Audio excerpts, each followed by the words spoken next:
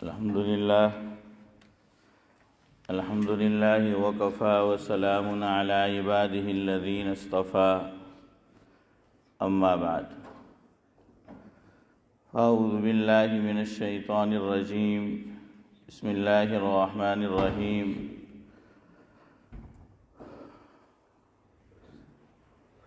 ولا تقتلوا أنفسكم إن الله كان بكم رحيما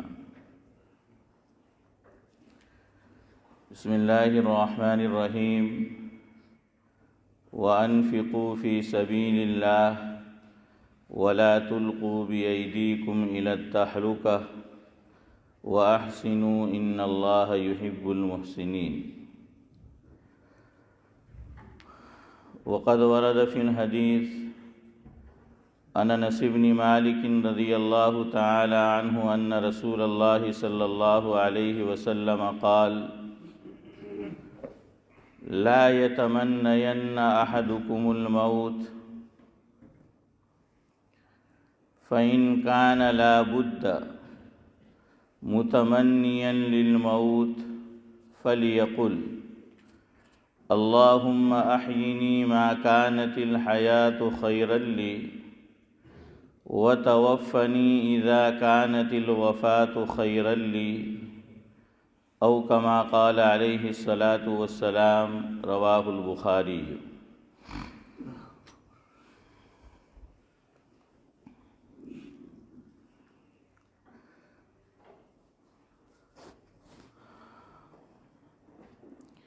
میر تقی میر کے ایک کلام سے اپنی گفتگو کا آغاز کرتا ہوں۔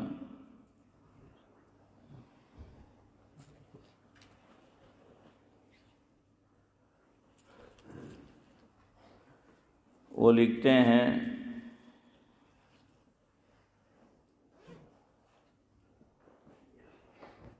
ہے گر قصد امتحان پیارے، ہے گر قصد امتحان پیارے، اب تلک نیم جان ہے پیارے، گفتگو ریختے میں ہم سے نہ کر، گفتگو ریختے میں ہم سے نہ کر، یہ ہماری زبان ہے پیارے، چھوڑ جاتے ہیں دل کو تیرے پاس، چھوڑ جاتے ہیں دل کو تیرے پاس، یہ ہمارا نشان ہے پیارے۔ جو بات میرے موضوع سے تعلق رکھتی ہے وہ یہ مصرع ہے۔ میر عمدن بھی کوئی جان دیتا ہے، میر عمدن بھی کوئی جان دیتا ہے، جان ہے تو جہان ہے پیارے، جان ہے تو جہان ہے پیارے۔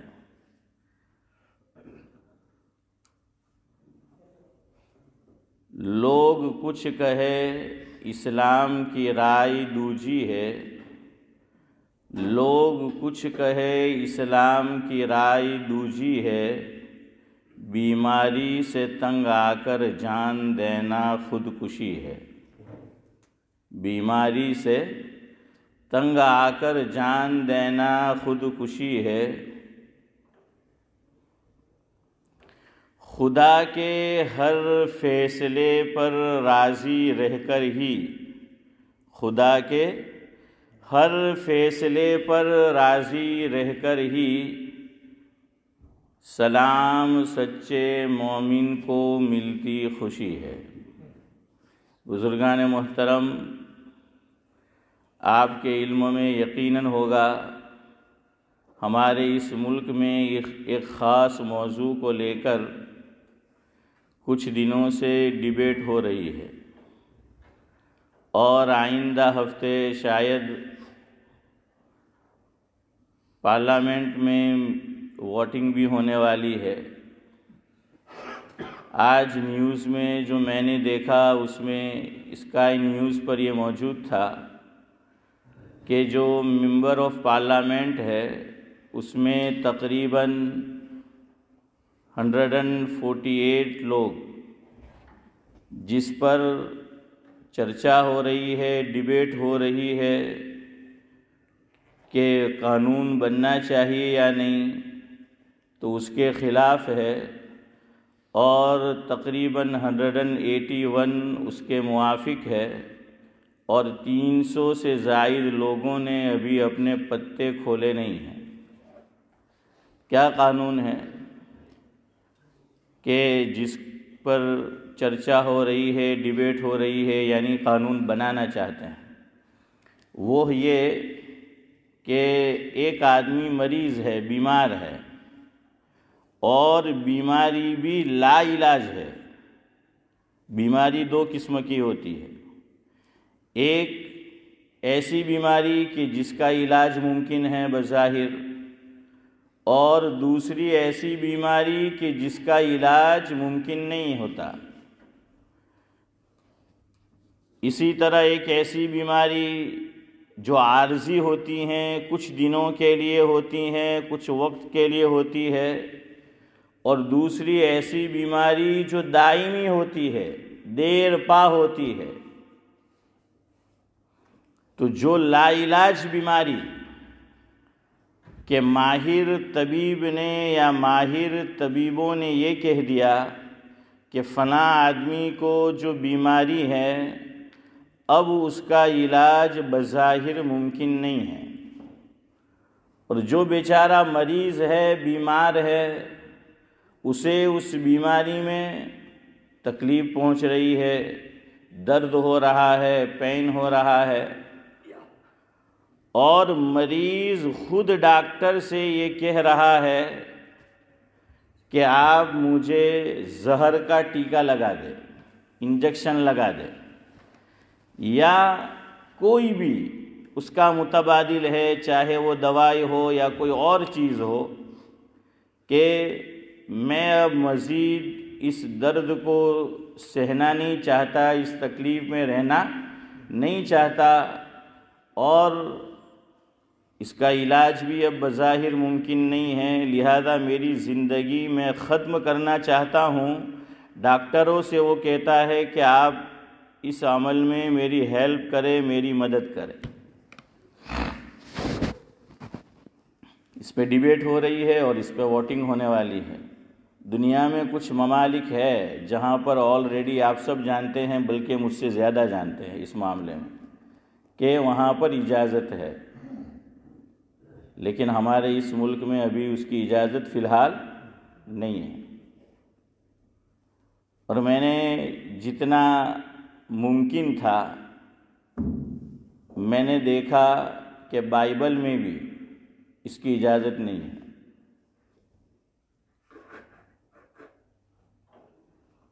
ہمیں ڈسکس اس پر کرنی ہے کہ اسلام کی اس میں کیا رائے ہے، اسلام کیا کہتا ہے۔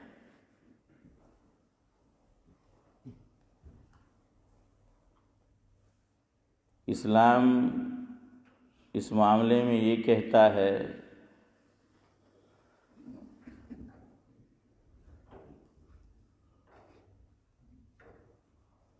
کہ آدمی مرنے کا فیصلہ کرے، ایسا مریض کہ مجھے زہر کا ٹیکہ لگا دے، انجیکشن لگا دے، یا کوئی اور ایسا ذریعہ اختیار کرے اور میری زندگی کو ختم کر دے، اس کی اجازت تو اسلام کیا دیتا ہے؟ اسلام تو اس سے اگلی بات کہتا ہے۔ میں نے جو روایت پڑھی شروع میں، وہ بخاری شریف میں موجود ہے۔ اس کے راوی حضرت انس بن مالک رضی اللہ تعالی عنہ ہے۔ حضرت انس بن مالک رضی اللہ تعالی عنہ روایت کرتے ہیں، جس کا مفہوم یہ ہے کہ حضرت نبی کریم صلی اللہ علیہ وسلم نے ارشاد فرمایا، لا یتمنین احدکم الموت، کہ تم میں سے کوئی موت کی تمنا نہ کرے، لضر نزل بہ، کسی مصیبت میں مبتلا ہو کر، کسی بیماری میں مبتلا ہو کر، کہ جو اللہ تعالیٰ کی طرف سے اس پر آئی ہے، کوئی موت کی تمنا نہ کرے۔ اب آپ دیکھ لیجئے، یہاں تو تمنا سے روکا جا رہا ہے، اور یہ جو ڈیبیٹ ہو رہی ہے کس پر؟ کہ تمنا نہیں، یہ تو خود چاہتا ہے کہ موت کے منہ میں چلا جائے، اپنی زندگی ختم کر دے، اور اسلام یہ کہہ رہا ہے کہ لا یتمنین احدکم الموت لضر نزل بہ، اور اس میں بھی صاف فرما دیا لضر، دیگر روایت میں اور لفظ بھی آئے ہیں، یعنی کسی مصیبت میں مبتلا ہو کر، کسی بیماری میں مبتلا ہو کر، کہ جو اللہ تعالیٰ کی طرف سے ہے، اور ہمارا ایمان ہے جو کچھ ہوتا ہے اللہ تعالیٰ کی طرف سے ہے، کہ ایمان مفصل آمنت باللہ وملائکتہ وکتبہ ورسلہ والیوم الآخر والقدر خیرہ وشرہ من اللہ تعالی۔ تو اسلام یہ کہہ رہا ہے، یہ تعلیم دیتا ہے اسلام کہ موت کی تمنا تک نہیں کرنی، تمنا۔ تو پھر کیا کرنا؟ آگے اسلام کی تعلیم یہ ہے، حضور نے فرمایا کہ اگر تمہیں دعا کرنی ہی ہے تو یوں دعا کرو، اللہم احیینی ما کانت الحیات خیرا لی، اے اللہ جب تک میرے لیے زندہ رہنا بہتر ہے تو مجھے زندہ رکھ۔ یہ نہیں کہہ سکتا کہ موت دے دے، نہیں، ہاں یہ کہہ سکتا ہے کہ اللہ جب تک میرے حق میں زندہ رہنا مفید ہے، زندگی مفید ہے، تو مجھے کیا کر؟ زندہ رکھ۔ وَتَوَفَّنِي إِذَا كَانَتِ الْوَفَاةُ خَيْرًا لِّي، اور اگر میرے لیے زندگی کے مقابلے میں موت بہتر ہے، وفات بہتر ہے، تو پھر تو میرے لیے وہ فیصلہ کر۔ علماء نے مختصر جملہ لکھا ہے اس حدیث کے ذیل میں، بہت پیاری بات لکھی ہے، لکھا جس کا خلاصہ یہ ہے کہ اس آدمی کو اور مومن کو تعلیم یہ دی گئی کہ تو اپنا یہ فیصلہ بھی اللہ تعالیٰ کے سپرد کر دے، اپنی رائے کو اللہ کی چاہت میں فنا کر دے کہ اللہ تو کیا میرے بارے میں فیصلہ کرتا ہے، میں نہیں کرتا۔ یعنی موت چاہنا یہ اپنا فیصلہ ہے نا، بیماری سے تنگ آ کر، مصیبت سے گھبرا کر موت مانگنا یہ آدمی کا اپنا فیصلہ ہے، اور اسلام تعلیم یہ دے رہا ہے کہ ہم خود فیصلہ نہ کرے، احکم الحاکمین پر اپنا معاملہ چھوڑ دے، سپرد کر دے، اللہ تو جو میرے حق میں چاہے تو وہ فیصلہ کر۔ کیوں؟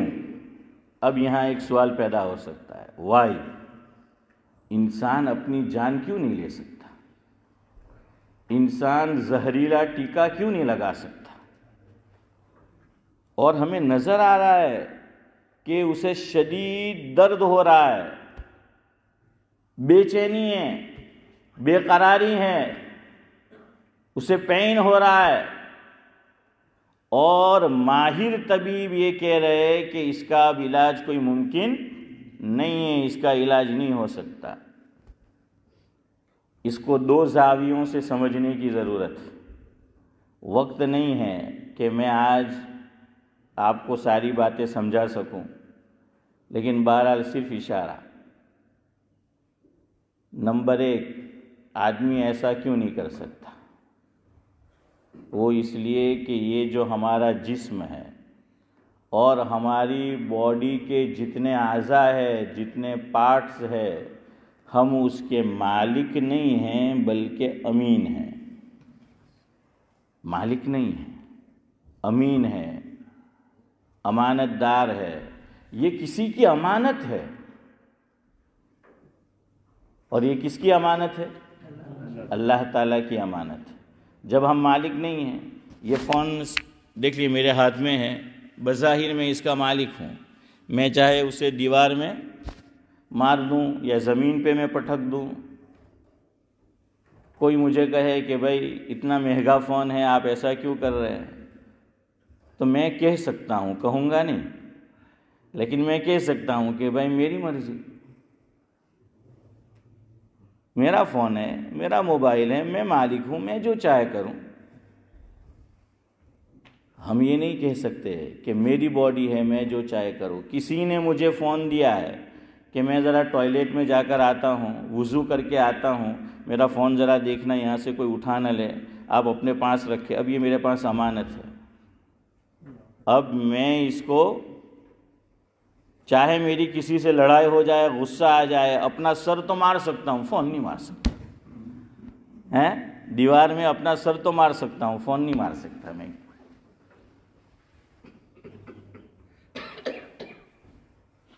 سر بھی موت دینے کی نیت سے تو نہیں مار سکتا، ویسے ہی غصے میں ذرا لوگ کرتے ہیں نا. تو ہم امین ہیں، امانت دار ہے، یہ قرآن ہمیں کہہ رہا ہے.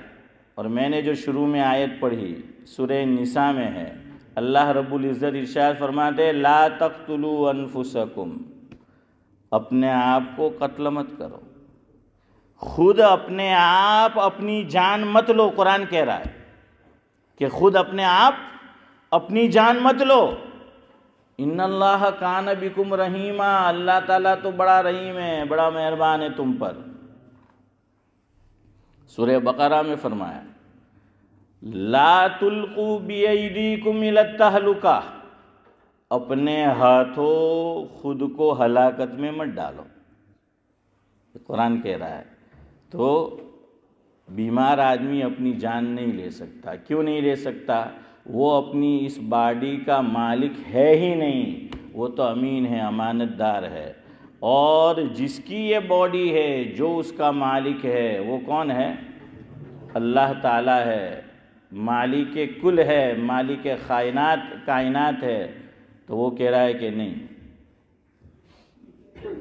تو پھر کیا ملے گا؟ یہاں درد مل رہا ہے، درد ہو رہا ہے، پین ہو رہا ہے، تکلیف ہو رہی ہے.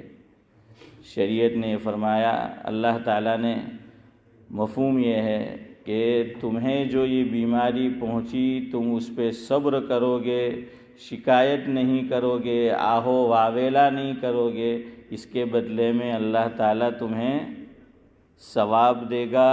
اور کچھ روایت میں فرمایا کہ جنت دے گا.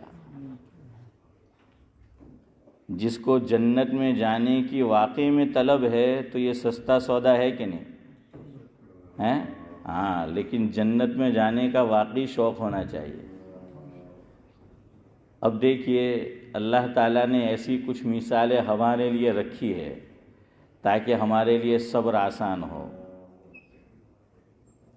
2 مثالیں انبیاء میں بھی رکھی، انبیاء کی صف میں، اور انبیاء کے بعد جو سب سے بہترین جماعت ہے اس سرزمین پر، وہ کس کی ہے؟ صحابہ کی.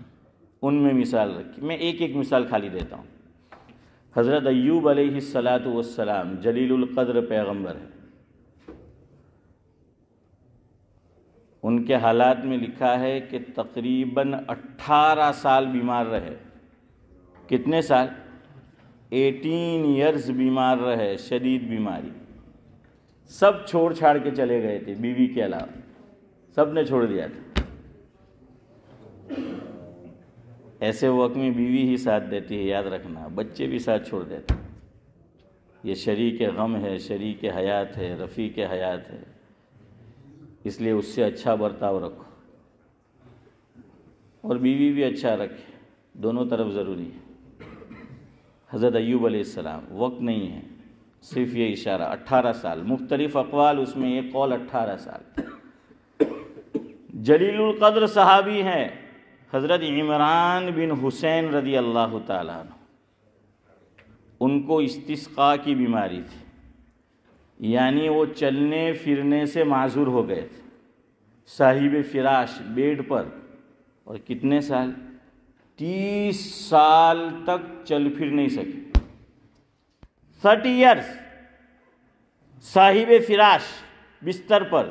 یہ جو بیماری کے جو مسائل ہیں نا، نماز کیسے پڑھنے کی، بیٹھ کر، سو کر، اشارے سے، یہ سب روایتیں ان سے مروی ہے، چونکہ وہ اس میں مبتلا تھے.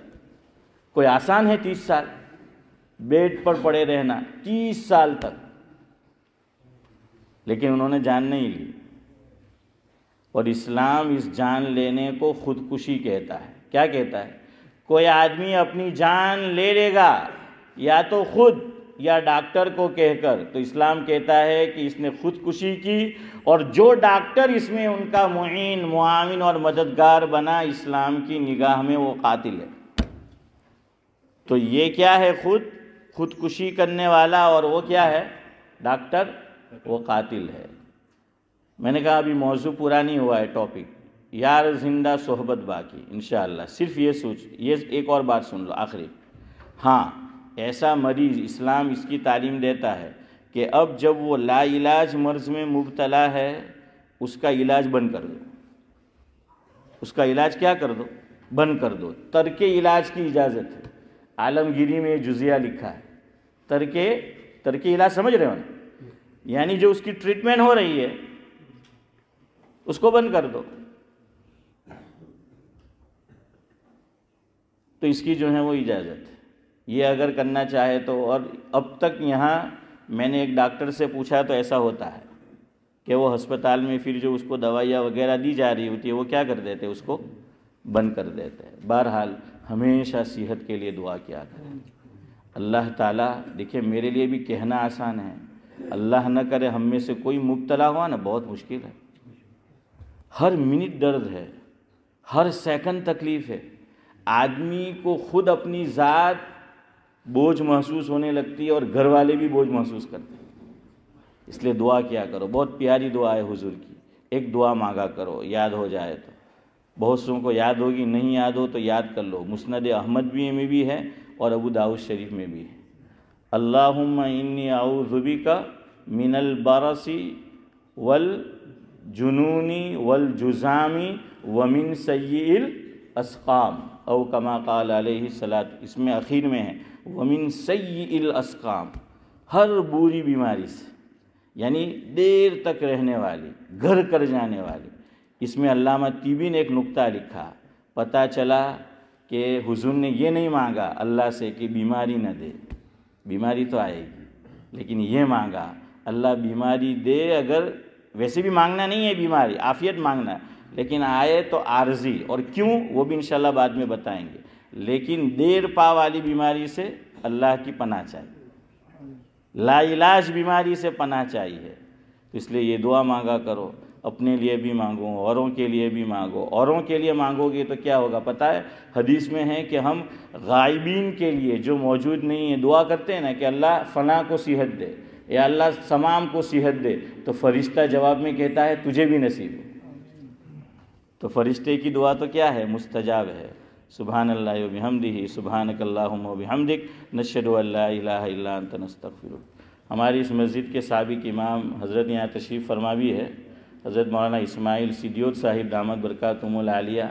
یہ جو سنڈے آ رہا ہے، آنے والے سنڈے کو 1 بجے یعنی ظہر کی نماز کے بعد ختم قرآن کی بھی مجلس ہے اور ختم بخاری کی بھی.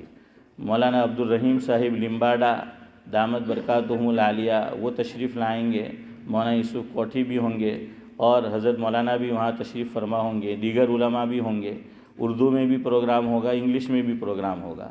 تو اور آپ کو ایڈریس پتہ ہی ہے جامعہ سراج العلوم کا، لیٹن کے اندر. تو سب حضرات اس میں شرکت فرمائے، دعوت کو آگے چلائے. اور آپ دعوت کو آگے چلائے. مولانا نے آپ کے لیے بھی دعوت رکھی کہ بیان کے بعد آپ کے کھانے کی بھی دعوت ہے. اللہ تعالیٰ ظاہری باطنی اعتبار سے ہونے والے اجلاس کو کامیاب فرمائے، کامیابی نصیب.